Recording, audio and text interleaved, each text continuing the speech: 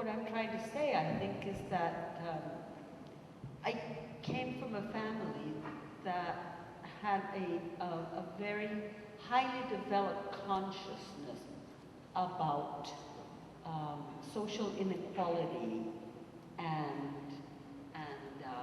oppression and what that means. And also from a family where people participated in public service and gave the best that they had in their own capacity. My mother's mother was a nurse, and when my grandfather died, she took over the family, and when I was born, she was one of the founders of the social. I mean, she wasn't one of the founders. She was one of the first nurses in the Social Security Institute of Mexico, and she would take me as a little girl to the slums in Mexico City and to the hospitals and so on. So I was always very aware of these problems. So it was just a natural thing to grow up and to think that you had to do something for your country and for your people. And then the next step was realizing that this is a universal issue, and that fighting for human rights is really fighting for, or whatever, fighting is perhaps a very strong word, but mobilizing around the issue of human rights is mobilizing around basic human dignity and the basic conditions that all human beings need to develop and to be what they are. So that's sort of what led me there. I was a university student in the 60s. There was a lot of student mobilization in those days, and there was a lot of repression.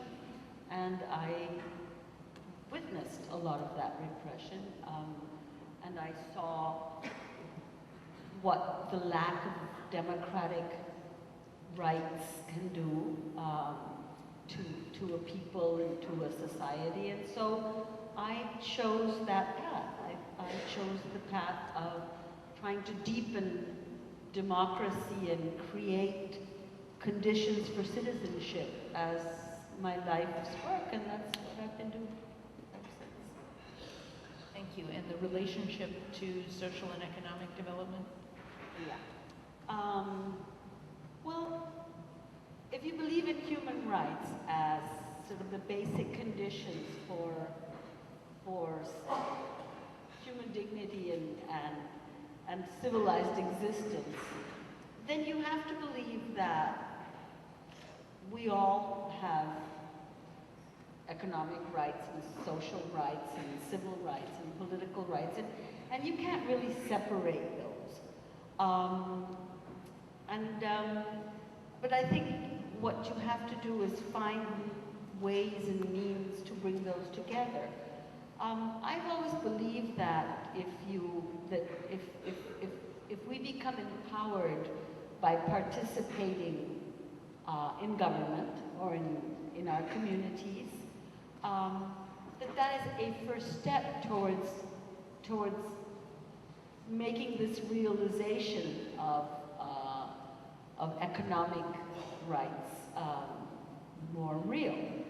And